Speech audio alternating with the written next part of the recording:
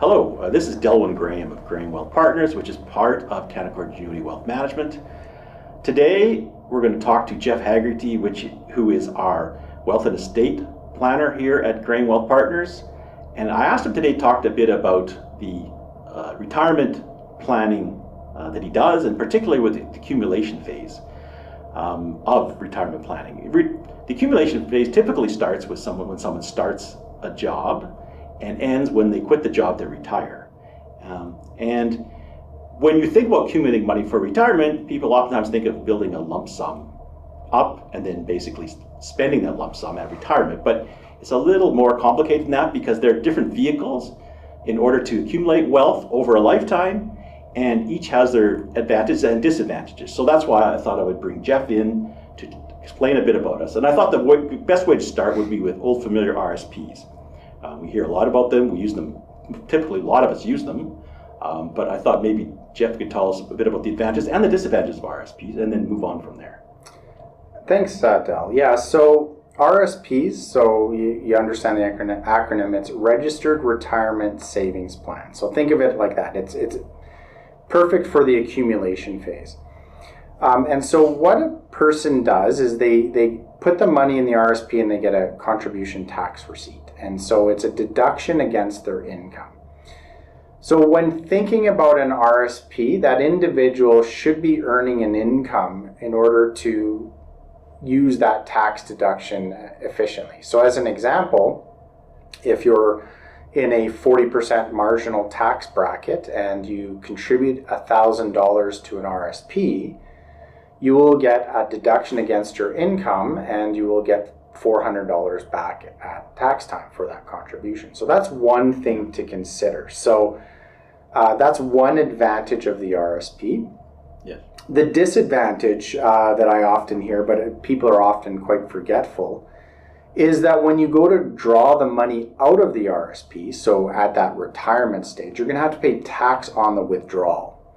So then you ask yourself, well, why would I even do this? Well, the reason you would do it is because you're saving that tax, you're deferring that tax money, and you're able to accumulate money off that, sort of think of it as CRA's money, but you're able to use CRA's money for that period of time until you actually have to take the money out. So, let's say you save in an RSP and you save for the next 30, 40 years, you have that 30 to 40 years of tax money working for you.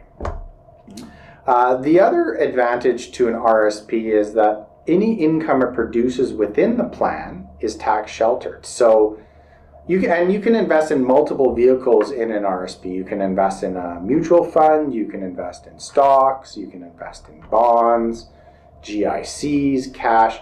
An RSP, as some people confuse, is not the actual investment itself. It's just a vehicle. It's a vehicle to give you that deduction and to allow you to save money and have that wealth accumulate tax sheltered. And so as another example, the $1,000 that you put in, if it's earning 5%, you're not going to have to pay tax on that 5% while it's within the plan. However, later on, when you go to draw that money out, you will be taxed on the full amount of the withdrawal. Yeah.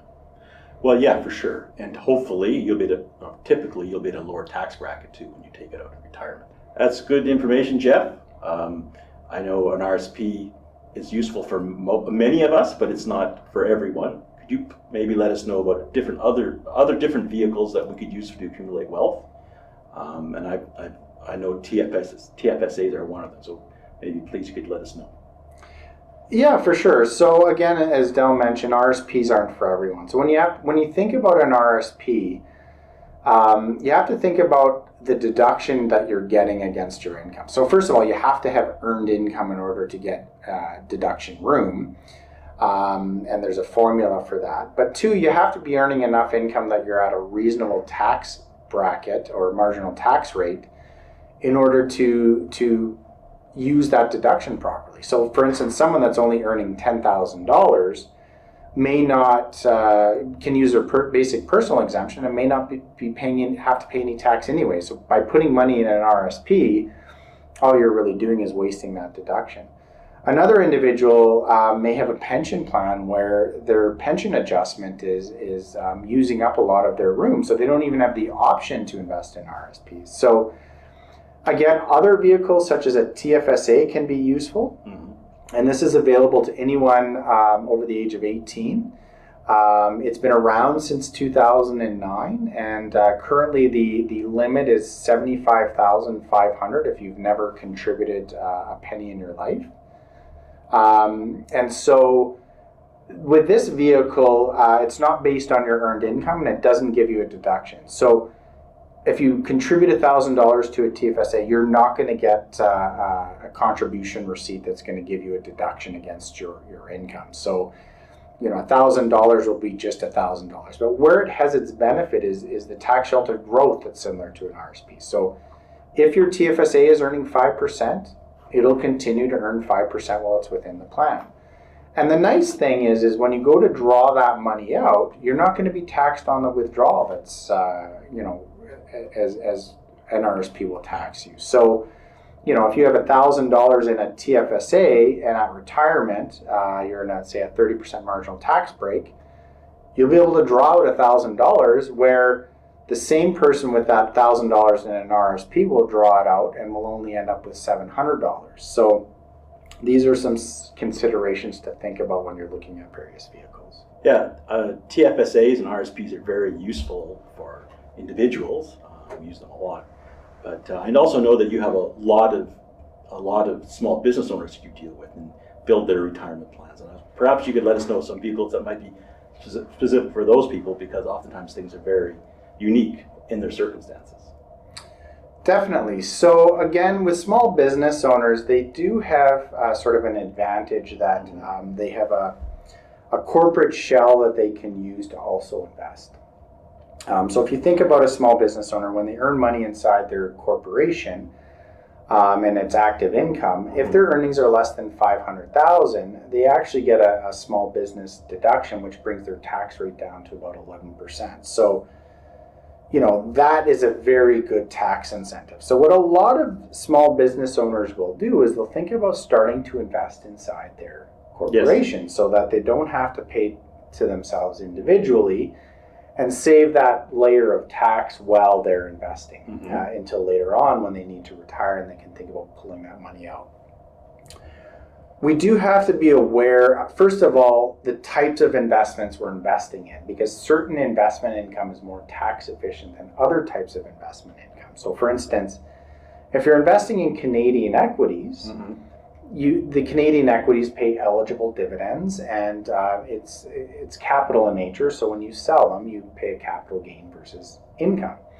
And so this can be more tax advantaged versus, say, investing in a Canadian bond paying interest where it's fully taxable. And in fact, passive income inside a corporation is taxed at a very high rate as compared to its active income. So if you're starting to build a portfolio, interest income is actually taxed around 50%, and that's higher than the highest marginal individual tax rate. So you want to start, first of all, looking for efficient investments, and that's where I guess you come along, right? Yes. And second to that, you have to be aware that there's been some changes where you could lose or reduce your small business deduction if your income from your investments start to exceed $50,000. And so you have to be aware of other vehicles that could be used in order to reduce the amount of investments you have inside your corporation so that you don't have too much accumulated investment income at year end, which is going to reduce your small business deduction and possibly eliminate your 11% tax rate. So you could end up finding yourself paying the tax rate above $500,000, which is closer to 25 to 27%. So you could lose out on sort of that, 16% tax differerential. So these are some of the things that we take into account when we're investing for small business owners. So I also know that you also are a proponent of the IPPs, individual pension plans, for business owners specifically.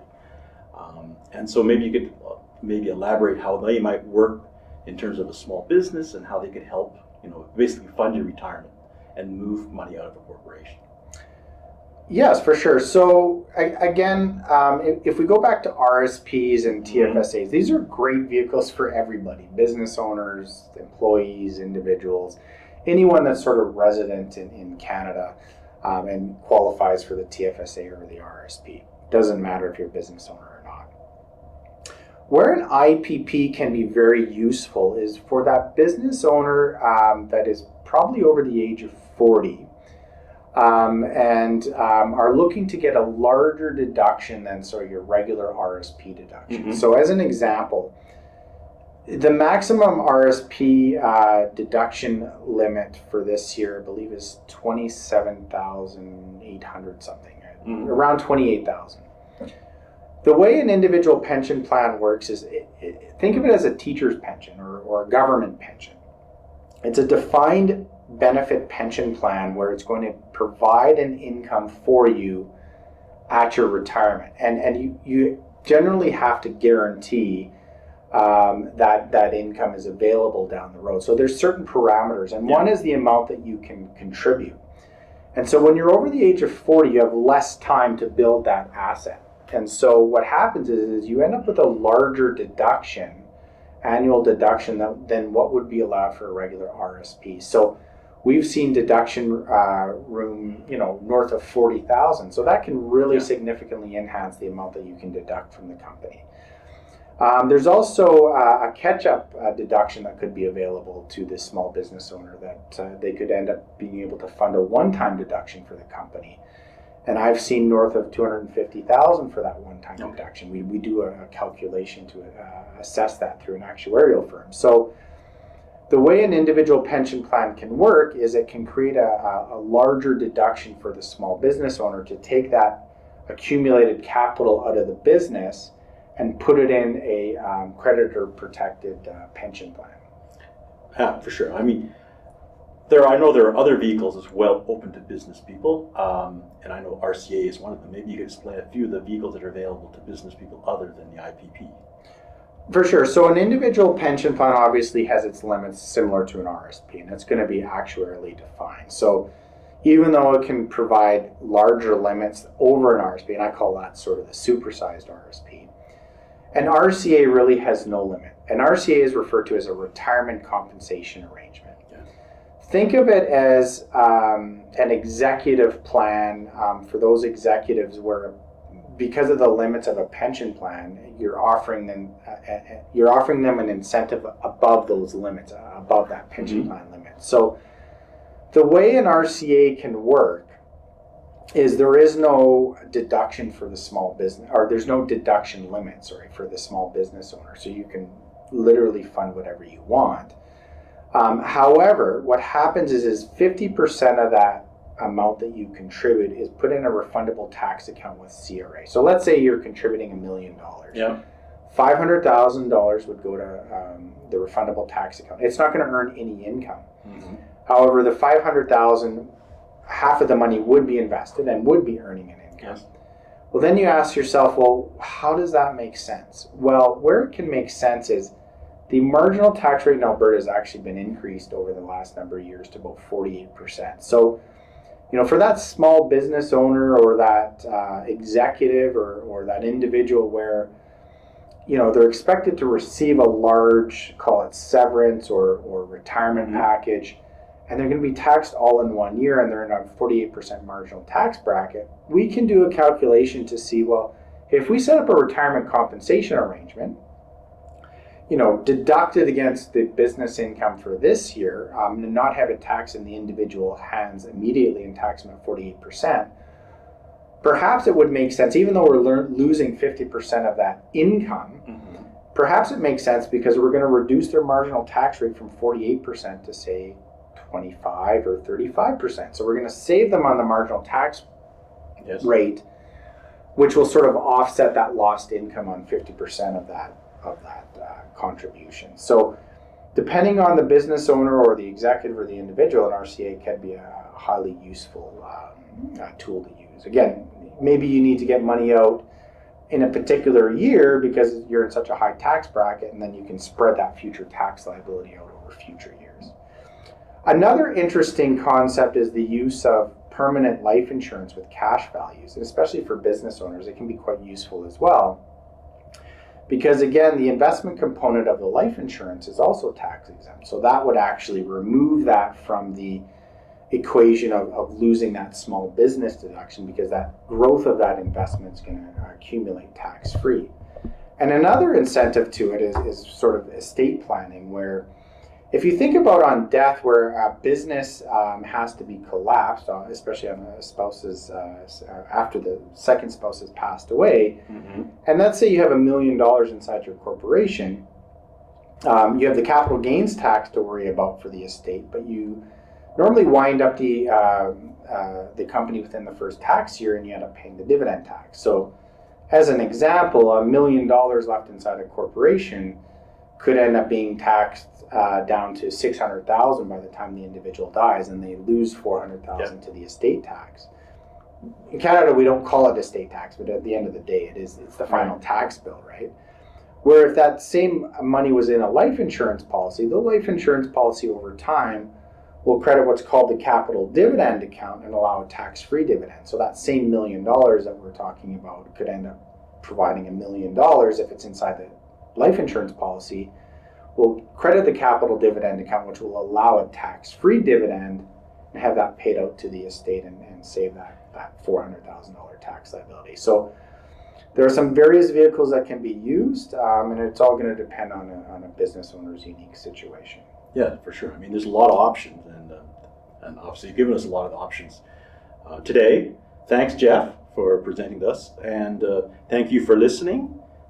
We ask you to like and subscribe, and you can contact Jeff or myself at www.grahamwealth.com, and we're certainly willing and happy to perhaps do a retirement projection for you and see if we can't help you in some way. Thank you very much.